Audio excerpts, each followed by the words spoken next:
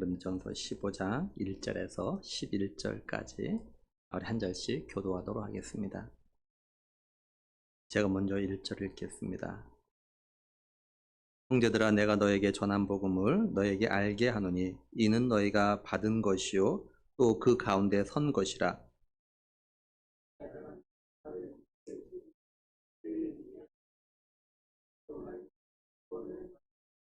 내가 받은 것을 먼저 너희에게 전하였노니 이는 성경대로 그리스도께서 우리 죄를 위하여 죽으시고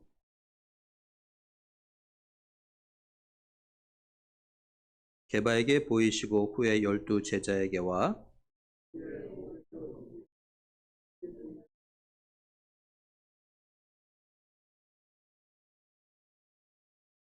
후에 야고보에게 보이셨으니 그 후에 모든 사도에게와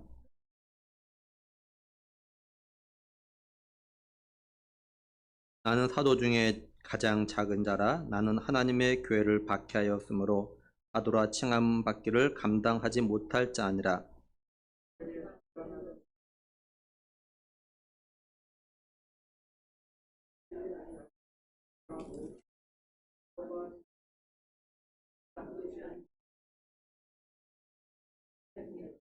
같이 보겠습니다. 그러므로 나나 그들이나 이같이 전파함에 너희도 이같이 믿었느니라. 아멘. 오늘 말씀은 우리가 부활주일이라면 너무나도 자주 듣는, 많이 듣는 그런 말씀입니다. 많은 교회에서 이 말씀을 중심으로 설교가 부활주일에 많이 진행되고 있어요.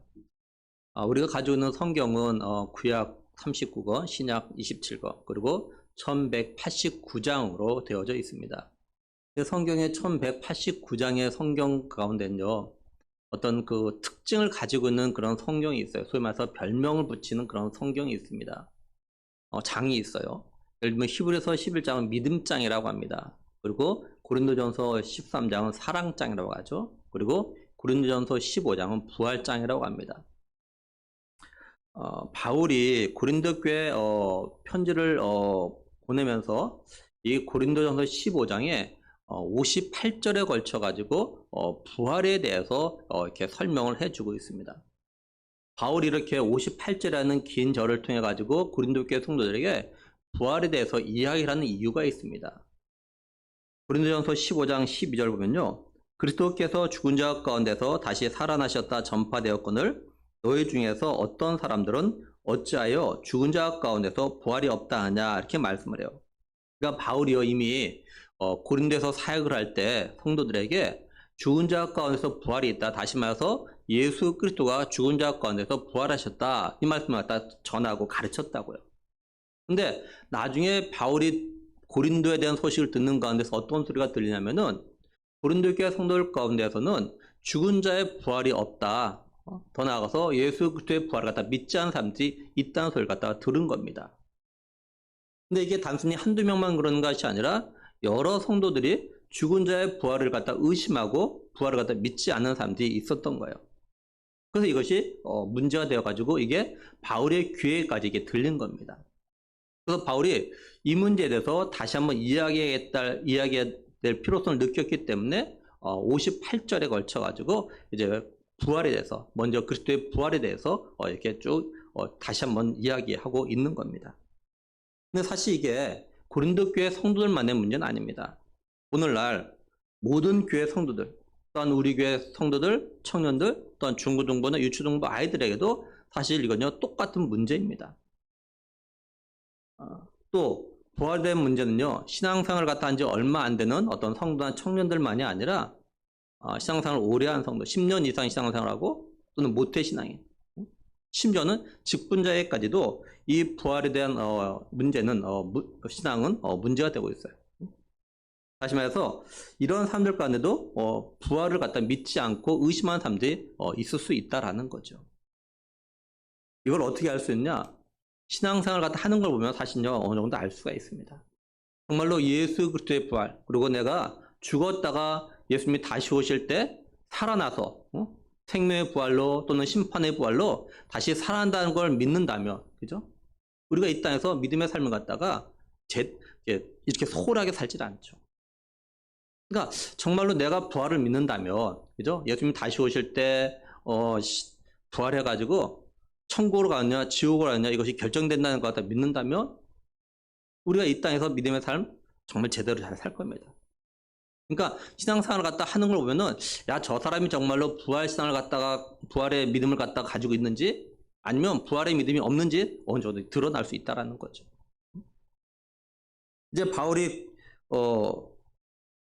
고린도 교회 성도들에게 그죠? 이제 뭐라고 말하냐면 1절을 보면은 형제들아 내가 너에게 전한 복음을 너에게 알게 하노니 이는 너희가 받은 것이요 또 그 가운데 선 것이라 이렇게 말씀을 해요.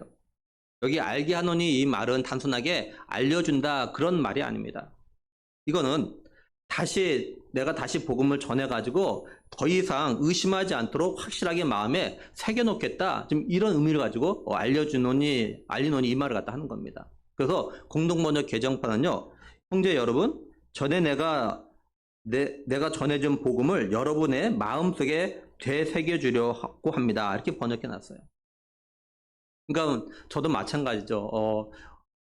이미 부활의 신앙을 가지고 살아가는 성도나 청년들에게는 오늘 말씀을 통해서 자신의 부활의 믿음을 갖다가 더욱더 단단히 세워나갈 것이고, 근데 아직도 부활에 대해서 의심하거나 믿지 않고 있는 성도나 청년들이 있다면 이 말씀을 통해서 부활을 믿고 부활을 갖다가 마음에 새기도록 하기 위해서 또다시 이 말씀을 가지고 전하는 겁니다.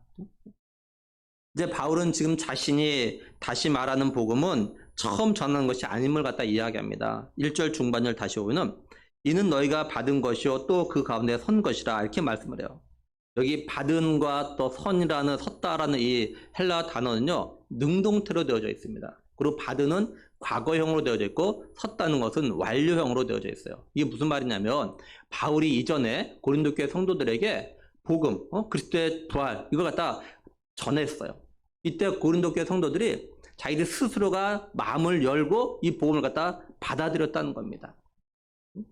억지로 받아들인 것이 아니라 자기들이 받아들였기 때문에 그래서 그 복음 위에 저들이 믿음에 이게 서 있다. 지금 이 이야기 갖다 하고 있는 것이에요. 여기 섰다라는 헬라 단어는요. 확고한 마음을 가지다 이런 뜻을 가지고 있습니다. 그러니까 고린도 교회 성도들은 바울이 복음을 전할 때 그걸 다 스스로 받아들였고 그 받아들인 그 복음 위에 복음을 갖다 확실하게 믿었다라는 것이에요. 그래서 바울이 하는 말이 2절에 너희가 만일 내가 전한 그 말을 굳게 지키고 헛되이 믿지 아니하였으면 그로 말미암아 구원을 받으리라 이렇게 말씀을 해요.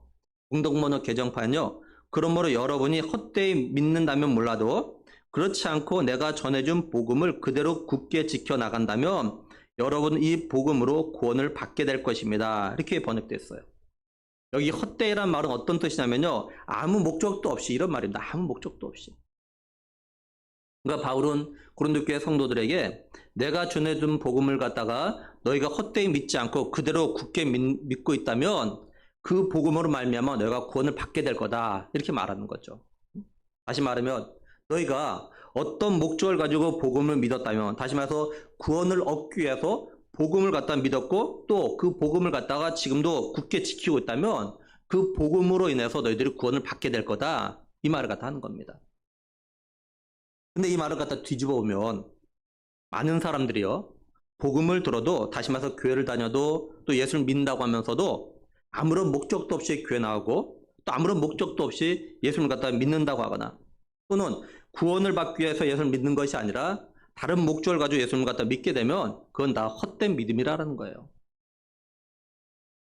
이걸 다른 말로 하면 교회 나와도 예수를 믿는다고 하면서도 죽은 자의 부활을 갖다 믿지 않고 부활의 소망 없는 신앙생활을 갖다 한다는 건 헛된 신앙생활을 하는 거라는 겁니다.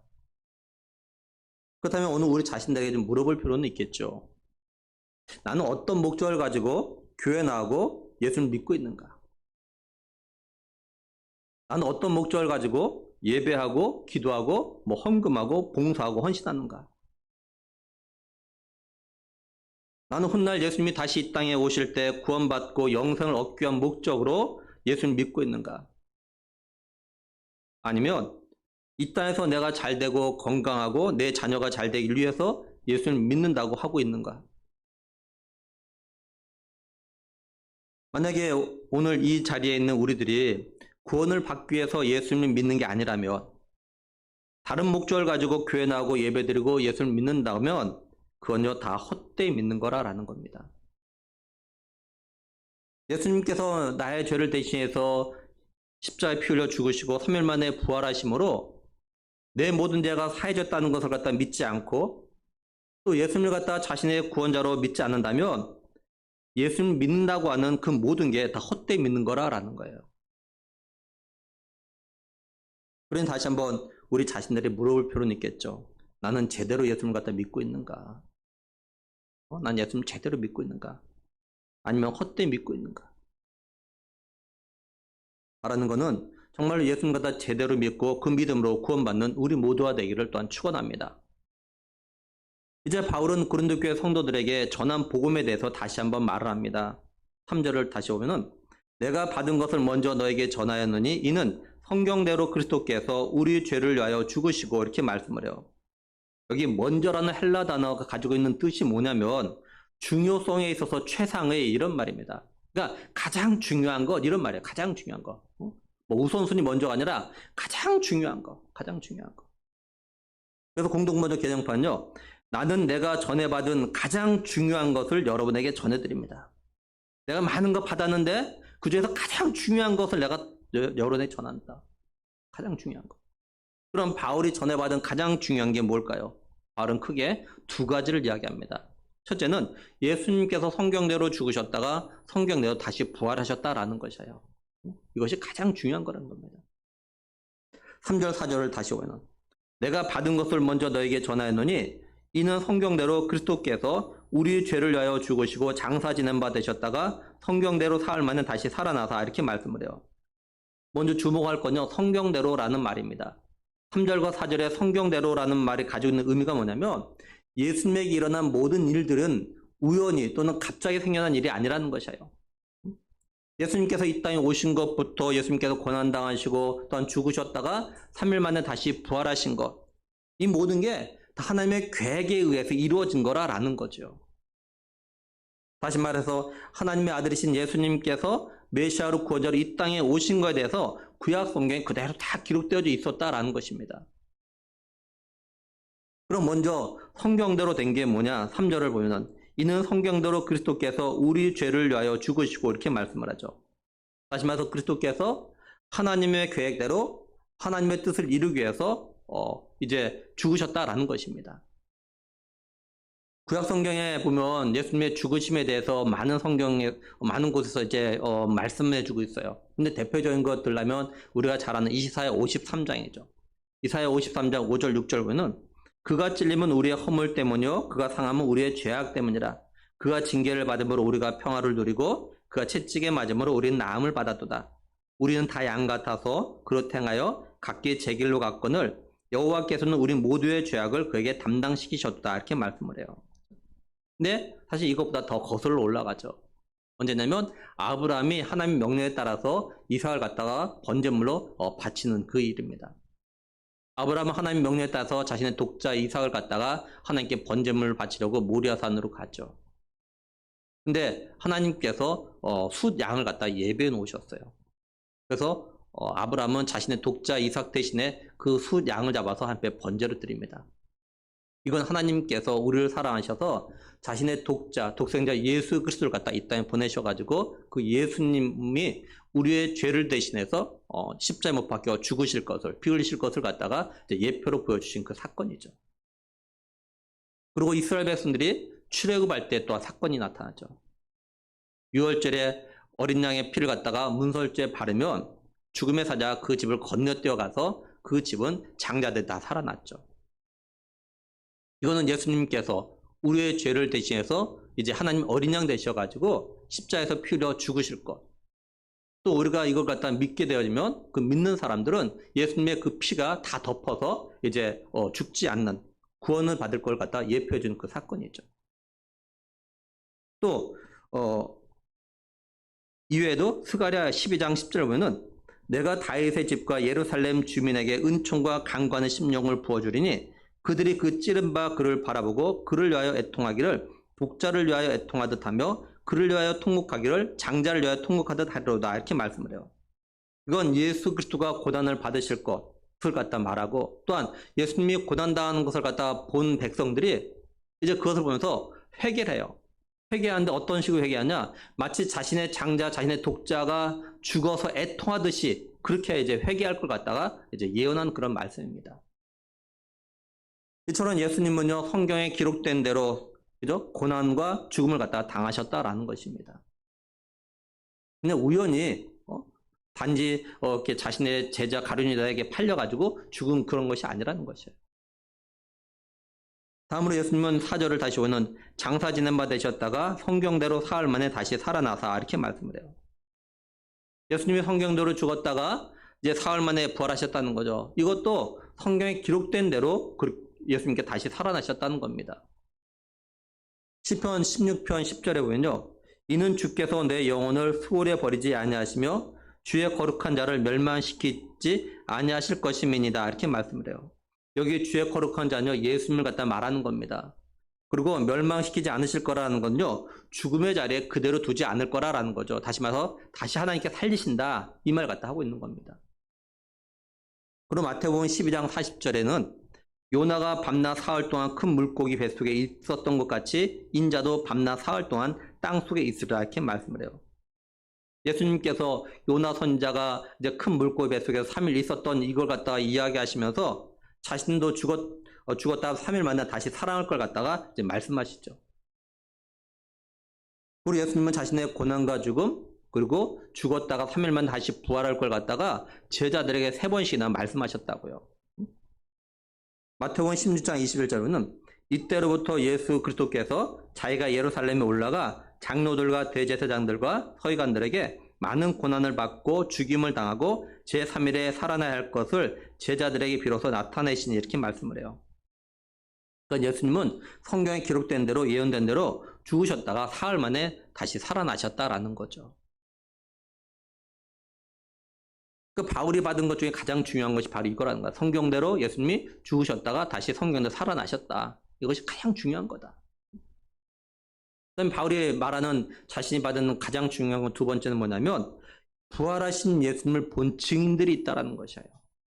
5절에서 8절에 보면 게바에게 보이시고 후에 12 제자에게와 그 후에 500여 형제에게 일시에 보이셨나니 그 중에 지금까지 대다수는 살아있고 어떤 사람은 잠들었으며 그 후에 야고보에게 보이셨으며 그 후에 모든 사도에게와 맨 나중에 만삭되지 못하여 난자 같은 내게도 보이셨느니라 이렇게 말씀을 해요. 한마디로 말씀하신 대로 성경대로 부활하신 예수님을 본 증인들이 있다라는 거죠. 이건 역시도 바울 자신이 받은 가장 중요한 사실이라고 이야기하고 있습니다. 바울은 성경대로 죽었다가 성경대로 사흘 만에 다시 살아나신 예수님을 본 증인이 이제 어떤 사람들인지에서 이야기를 합니다. 먼저 게바, 그러니까 베드로에 대해서 이야기해요. 누가복음 24장 34절 보면요. 말하기를 주께서 과연 살아나시고 시몬에게 보이셨다 하는지라. 이 시몬은 베드로를 갖다 이야기하죠. 그리고 누가복음 16장 14절에 보면요. 그 후에 11 제자가 음식을 먹을 때 예수께서 그들에게 나타나사 이렇게 말씀을 해요. 이건 예수님께서 부활하신 다음에 제자들이 나타나신 거 이걸 갖다 말씀하는 겁니다. 근데 여기 마가복음에서는 11 제자라고 이야기한 이유는 가룟 유다는 이미 자살해서 죽어서 없는 상황이에요. 근데 베드로는 바울은 예수님께서 12 제자에게 보이셨다 이렇게 말씀하고 있는데 이거는 이제 바울이 고린도전서 쓸 때는요 한 명의 제자가 더 이렇게 첨가된 후에요. 마띠아. 그러니까 사도들이 가룟 유다가 죽은 다음에 사도행전에 보면은 이제 그 빈자리를 갖다 채우기 위해서 이제 사람을 갖다 뽑죠. 이때 마띠아가 뽑힙니다.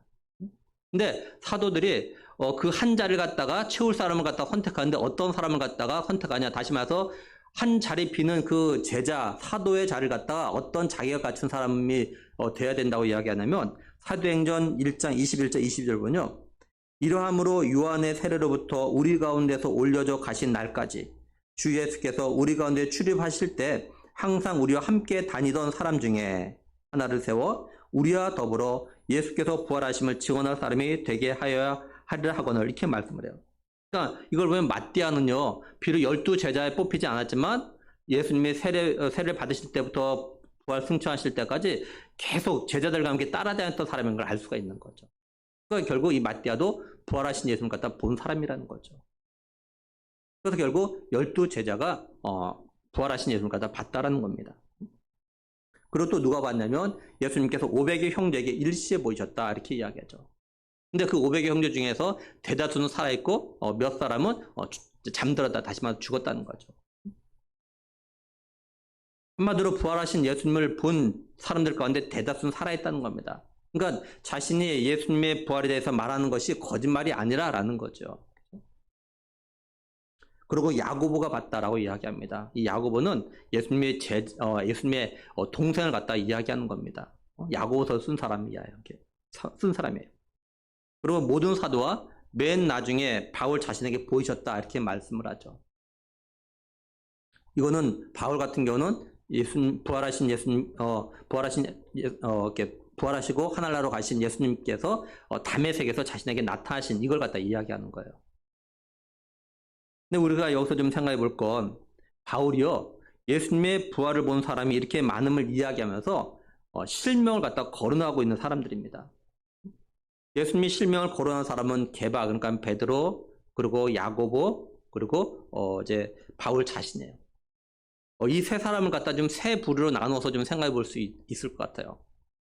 베드로는 제자들 갖다 대표하는 사람이고 야고보는 예수님의 제자들, 가족들 갖다 대표한 사람이고 그리고 바울 자신은 예수님을 갖다 대적했던 사람들 대표한 사람이라고 볼 수 있죠. 근데 이 또 세 사람을 또 둘로 나눈다면은 예수님이 살아계실 때 예수님을 갖다 믿고 따르던 사람과 믿지 않던 사람 이렇게 나누어집니다. 근데 이들의 공통점이 있어요. 뭐냐면은 이들이 부활하신 예수님을 갖다 만난 다음에 이들의 삶이 변했다라는 겁니다. 예수님을 갖다 전한 사람들로 다 변했다라는 것이에요. 베드로는 우리가 너무나도 잘 알죠. 예수님께서 십자가를 지시기 전에 제자들과 성만찬하시면서 예수님 제자들에게 말씀하시죠. 너희가 오늘 밤에 다 나를 버릴 거다. 이때 베드로는 모두가 다 버려도 나는 예수님을 갖다 버리지 않겠다. 절대로 버리지 않겠다. 이렇게 이야기했어요. 그래서 예수님께서 네가 오늘 밤에 닭이 울기 전에 3번 나를 갖다 부인할 거다. 그러니까 베드로는 내가 주와 함께 죽을지언정 주를 갖다 부인하지 않겠다고 이야기했습니다. 하지만 베드로는 몇 시간 지나지 않아서 예수님이 잡혀가는 거 보고 도망가죠. 그리고 예수님 말씀하신 대로 3번이나 모른다고 부인합니다. 물론 이건 베드로만 그런 것이 아니에요. 다른 제자들은 마찬가지죠. 예수님의 제자들, 베드로를 비롯한 제자들이 자신의 직업도 다 버리고 3년 동안 예수님과 다 따라다녔다고요. 그 예수님 전에 맞는 거 보고 배웠어요. 그런데도 불구하고 예수님 잡혀가신 걸 보고는요, 다 도망가 버립니다. 그리고 예수님께서 십자가 지시기 전에 자신의 고난과 죽음 그리고 3일 만에 부활에 대해서 말씀하셨지만 베드로를 비롯한 제자들은요, 이거 갖다가 믿지 않았습니다. 그래서 부활하신 예수님을 기다리지 않았어요.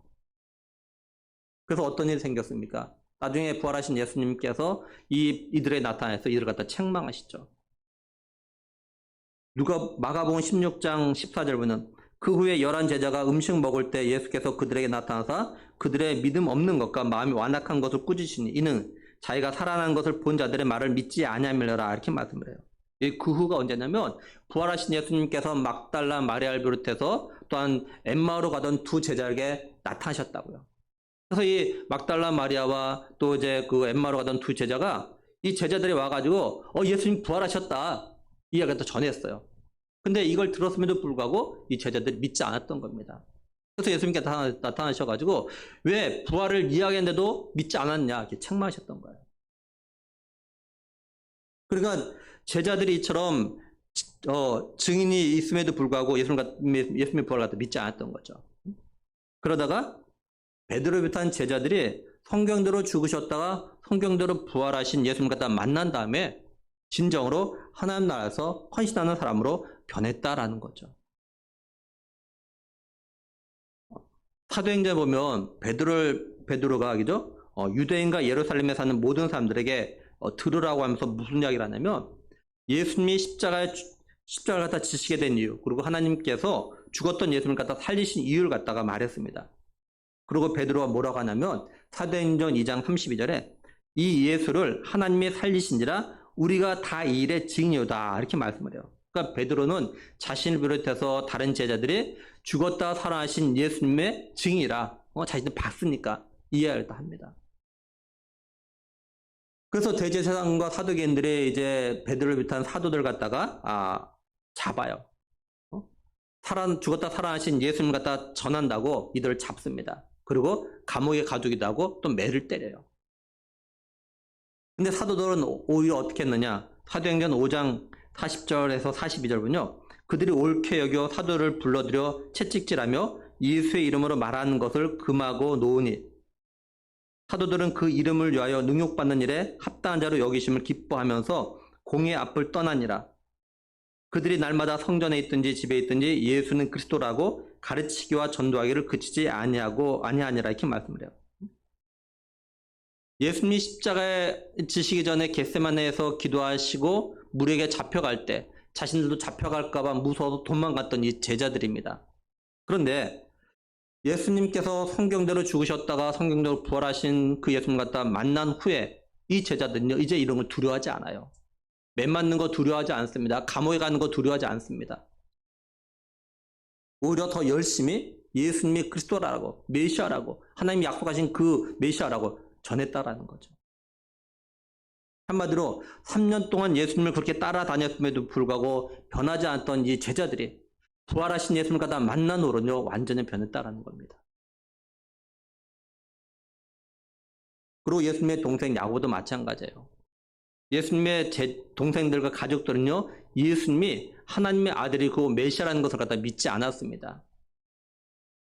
오히려 동생들과 그 가족들은요 그런 예수님, 내가 하나님의 아들이고 메시아라고 말씀하는 예수님을 갖다가 미쳤다라고까지 했어요. 마가복음 3장 21절을 보면요 예수의 친족들이 듣고 그를 붙들러 나오니 이는 그가 미쳤다 하밀러라 이렇게 말씀을 해요. 여기 친족들 갖다가 새 번역은 가족들 이렇게 번역해 놨습니다. 그러니까 가족들이 야고보도 자신이 하나님의 아들이고 메시아라 말한 예수님을 갖다 미쳤다 이렇게 생각했다고요. 이랬던 야고보가 성경대로 죽으셨다가 성경대로 부활하신 예수님을 갖다가 본 다음에 만난 다음에 변했어요. 달라졌어요.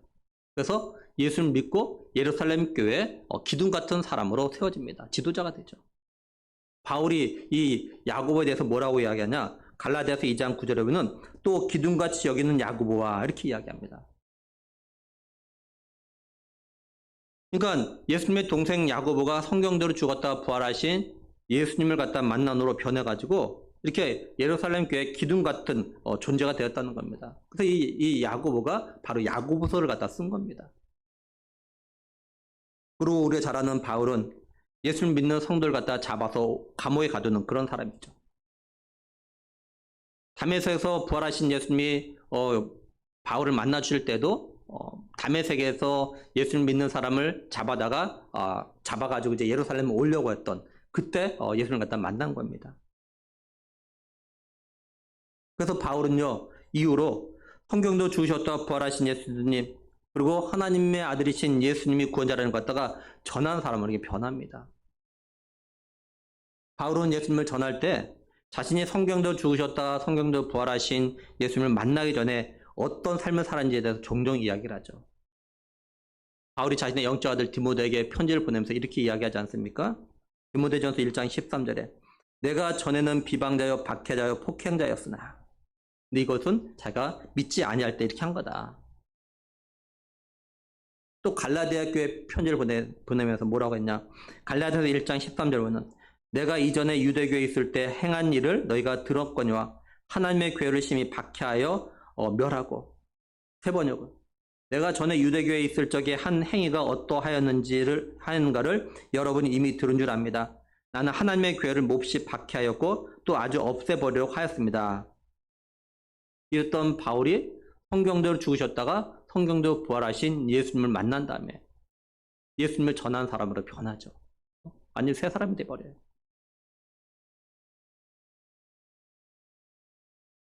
바울은 이렇게 예수가 그리스도라는 것 이걸 갖다 전하는 가운데서 많은 박해와 또한 많은 매와 어려움을 갖다 겪게 되죠.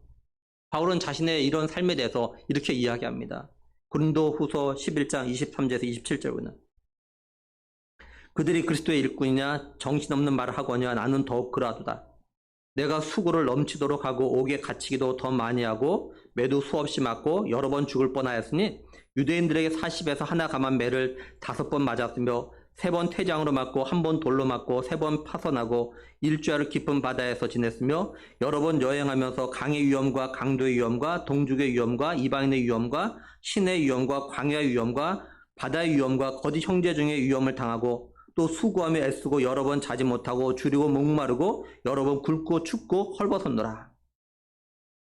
그러니까 바울은 성경도 죽으셨다가 성경도 부활하신 예수님을 만난 다음에 죽을 때까지 부활의 주님을 갖다 전한 삶을 갖다가 살았던 거죠. 바울은 자신이 이런 삶을 살고 있음에도 자신에 대해서 뭐라고 하냐면 9절에 보면 나는 사도 중에 가장 작은 자라 나는 하나님의 교회를 박해하였으므로 사도라 칭함 받기를 감당하지 못할 자니라 이렇게 말씀을 해요.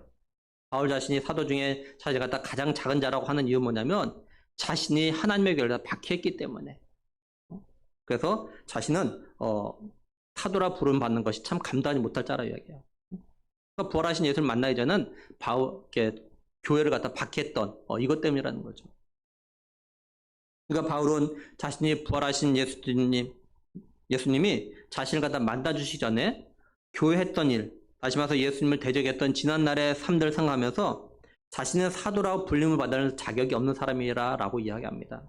그럼에도 자신과 같은 사람을 갖다가 사도로 불러주신 그 은혜가 너무 고맙고 감사하다 이런 이야기 하는 거죠.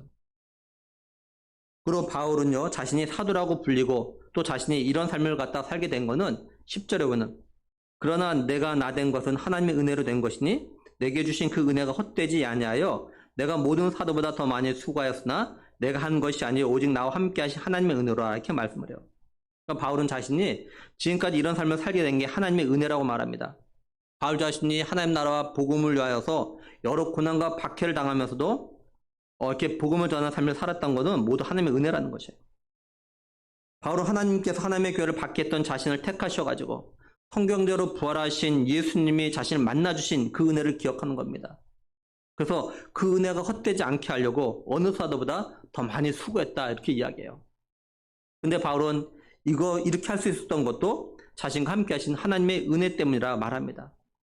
그러니까 바울은요 자신과 같은 사람이 하나님의 택함을 받아서 사도가 된 것도 하나님의 은혜고 또한 지금까지 어떤 환경 가운데도 변함없이 예수 그리스도를 위해서 복음의 삶을 살아온 것도 하나님의 은혜라는 겁니다. 한마디로 바울은 자신의 삶에 일어난 모든 것이 하나님의 은혜라고 말하는 것이에요. 우리가 바울의 고백을 통해서 잠깐 생각해 보면서 우리에게 좀 적용해 볼 것이 있어요. 바울은 하나님께서 자신에게 주신 은혜를 알고 다시 말해서 지금의 자신이 된 게 하나님의 은혜임을 알고 그 은혜가 헛되지 않게 하려고 모든 사도보다 더 많이 수고했다고 말합니다. 물론 이건 역시도 하나님의 은혜라고 고백했어요. 우리가 생각하며 적용해 볼 건 뭐냐면 우리도 하나님의 은혜로 말미암아 성경대로 죽었다 부활하신 예수님을 갖다 만났다면 이 은혜를 진실로 받았음을 믿음으로 우리가 고백한다면 우리도 이 은혜가 헛되지 않는 삶을 살려고 노력을 갖다 해야 한다라는 거죠. 다시 말해서 우리가 은혜를 받았다고 감사와 고백만 하는 것이 아니라 이 은혜가 헛되지 않는 삶을 갖다가 살아야 한다는 거예요. 예수님께서 우리의 죄와 우리를 갖다 죄와 죽음에서 구원하시기 위해서 십자가에서 피 흘려 죽으신 게 헛되지 않도록 우리가 믿음으로 살아야 한다는 거죠.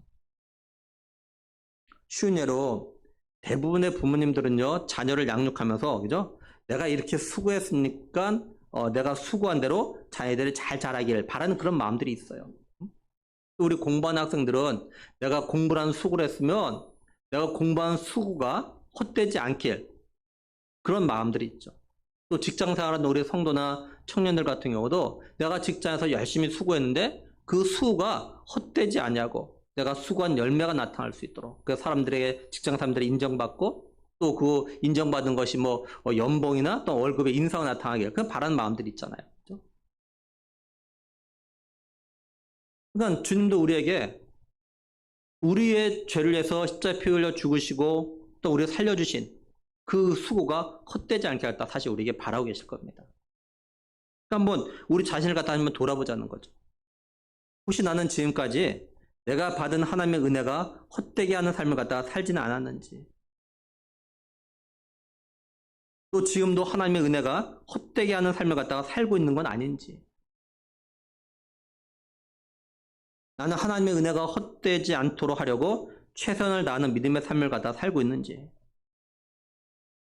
예수님께서 나를 죄와 죽음에서 살리기 위해서 십자가에서 내 죄를 대신해서 죽으신 그 십자가의 은혜가 헛되지 않게 하려고 믿음으로 살아가고 있는지 한 번쯤 우리가 좀 돌아봐야겠죠.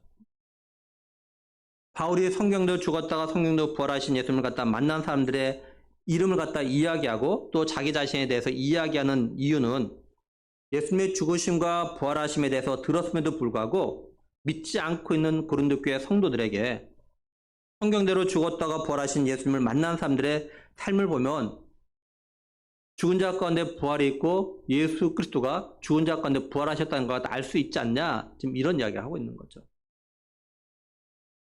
다시 말해서 이런 증인이 있다는 걸 말하려고 하는 것이 아니라 성경대로 죽으셨다가 성경대로 부활하신 예수님 만난 사람들이 변해가지고 자신들의 생명도 아끼지 않고 성경대로 죽었다가 부활하신 예수님을 전하는 그런 삶들 갖다 살고 있지 않냐는 거예요. 이런 걸 보면 정말로 죽은 자 가운데서 부활이 있다는 것을 갖다가 믿을 수 있지 않냐, 지금 이런 말 갖다 하고 있는 거죠. 결국 성경대로 죽었다가 부활하신 예수님을 본 사람들의 삶을 보고 죽은 자 가운데서 부활이 있다는 걸 믿고 예수 그리스도의 부활을 갖다가 믿으라, 지금 이 말을 갖다 하고 있는 거예요. 그러니까 성경대로 죽었다가 부활하신 예수님을 만나는 사람들의 참 삶이 중요하다는 것을 갖다가 우리가 좀 알 수 있는 거죠. 우리가 예수님의 부활을 갖다 이야기하면 부활을 믿는 성도의 삶이 우리가 나타나야 우리의 삶을 보고 아, 정말로 죽었다 다시 살아나는 그런 일이 있구나, 사람들이 믿게 된다는 거죠. 이제 말씀을 정리하면 하나님의 아들이신 예수님은요, 죄와 죽음 가운데 있는 우리를 갖다가 구원하기 위해서 사람의 몸을 입고 이 땅에 오셨습니다. 그리고 성경에 기록된 대로 하나님의 어린 양 되셔서 우리 죄를 대신해서 십자가에서 피 흘려 죽으셨습니다. 하나님께서는 성경대로 죽으신 예수님을 또한 성경에 기록된 대로 3일 만에 다시 살리셨어요. 예수님은 부활의 첫 열매가 되심으로 예수 그리스도를 믿는 모든 구원받는 자들, 구원받기로 택한 자들에게 부활의 소망을 갖다 주셨죠. 그래서 성경대로 죽었다가 성경대로 살아난 예수님을 갖다가 만난 사람, 본 사람들은요, 그 삶들이 이렇게 변한 겁니다. 진실로 예수 그리스도를 전하는 사람으로 변해요. 이게 바로 부활하신 예수님을 본 사람, 다시 말해서 부활하신 예수님을 믿는 사람들의 삶이라는 겁니다. 이게 한마디로 예수님의 부활이 자신의 부활이라고 믿는 사람들은요, 자신의 죄를 대신해서 십자가에서 피 흘려 죽으셨다가 부활하신 예수 그리스도가 진정한 구원자라는 걸 갖다가 전하는 그런 삶을 갖다가 살았다라는 거죠. 그렇다면 오늘 우리는 어떤가라는 거죠. 우리들은 나의 죄와 허물 대신에 죽으셨다가 부활하신 예수님을 갖다가 진실로 믿고 있느냐라는 거죠. 아니면 아직도 죽었다가 부활하신 예수님을 온전히 믿지 못하고 있진 않는지. 성경대로 죽었다가 성경대로 부활하신 예수님을 믿고 있다면 이 믿음으로 인해서 오늘 내 삶이 어떻게 변했는가? 그리고 내가 지금 어디까지 변했는가? 또 지금도 변하고 있는가? 오랫동안 신앙생활을 갖다가 한다고 했는데 아직까지 예수님의 부활을 갖다가 믿지 못하고 있다면 왜 그런가? 왜 의심하고 있는가? 솔직하게 성경대로 죽었다가 성경대로 부활하신 예수님을 만나고 싶은 그런 마음들이 있는지, 혹시 내 육적인 삶이 너무 힘들고 또한 장래가 불안해서 이런 거에는 관심도 없이 살아가고 있는 건 아닌지, 성경대로 우리의 죄를 위해서 죽으셨다가 성경대로 사흘 만에 살아나신 예수님께서 제자들에 나타나셨죠. 근데 그때 도마는 없었어요. 예수님의 제자들이 야, 예수님 정말 살아나셨다 이렇게 이야기했지만 도마는 내가 부활하신 예수님을 갖다 내 눈으로 보고 또한 그 못자국과 창자국을 갖다 만져보기 전에는 난 믿을 수 없어 이렇게 이야기하죠. 예수님께서 도마에게 나타나셔서 이렇게 말씀하시죠. 요한복음 20장 29절에 예수께서 이르시되 너는 나를 본 거로 믿느냐? 보지 못하고 믿는 자들은 복되다 하시니라. 이렇게 말씀을 해요. 우리 직접 우리 눈으로 보는 게 복이고 은혜라고 생각하는데, 다시 말해서 우리가 체험을 하고 믿는 게 복이라는 생각 같다고 우리는 해요. 근데 예수님은 뭐라고 말씀하시냐면 오히려 보지 못하고 믿는 사람이 오히려 더 복되다 이렇게 말씀을 하셔요. 바울이 이렇게 베드로가 그 베드로 전서 쓰죠, 그죠? 소아시아 여러 곳에 흩어진 성도들에게 편지를 씁니다. 그러면서 무슨 말 하냐면 그 가운데 베드로전서 1장 8절에는 예수를 너희가 보지 못하였으나 사랑한도다. 이제도 보지 못하나 믿고 말할 수 없는 영광스러운 즐거움으로 기뻐하니 이렇게 말씀을 해요. 해번역은요. 여러분은 그리스도를 본 일이 없으면서도 사랑하며 지금 그를 보지 못하면서도 믿으며 말로 다 표현할 수 없는 즐거움과 영광을 누리면서 기뻐하고 있습니다. 이렇게 번역했어요. 그러니까 베드로가 볼 때 이 소아시아 지역에서 믿음의 삶을 살아가는 성도들, 이 성도들은요, 베드로 자신처럼 예수님을 갖다 보지 못했습니다. 그런데도 예수님을 갖다 사랑해요. 또 죽었다 부활하신 예수님을 갖다 보지 못했으면서도 예수님 믿고 부활을 갖다 믿으면서 말로 표현할 수 없는 그런 기쁨을 누리며 즐겁게 믿음 생활을 갖다 하고 있다는 것이에요. 근데 우리가 베드로전서 살펴봤지만 새벽에 이들이 지금 살고 있는 것이 편안한 것이 아닙니다. 여전히 고난이 있고 박해가 있고, 또 베드로가 이 베드로전서 쓴 거는 앞으로 박해와 고난이 올 것 같다가 알고 있기 때문에 이걸 대비하도록 해서 지금 써보낸 거예요.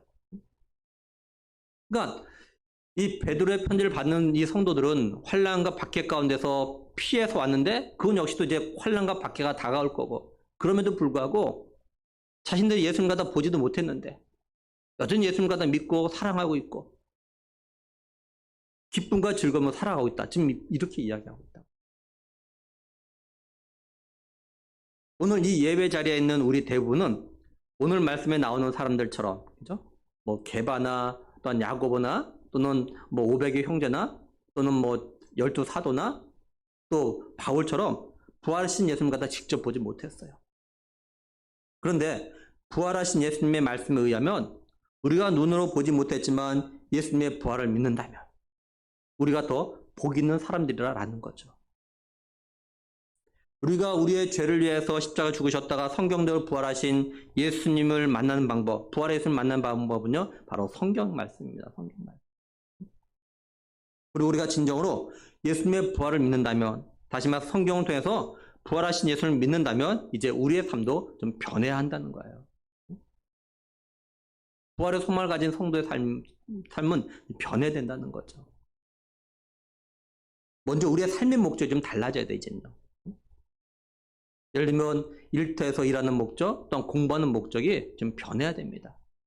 자기 자신과 자신의 가족을 위한 그런 그런 목표를 가지고 살아왔다면 이제 정말 하나님의 영광을 위해서, 정말 주님을 위하여서 사는 삶의 목적으로 좀 바뀌어야 돼요. 그래야 우리가 먼저 하나님 나라와 하나님의 의를 구하는 삶을 살아갈 수 있고, 그래야 좀 제대로 된 믿음의 삶을 갖다 살아갈 수가 있어요.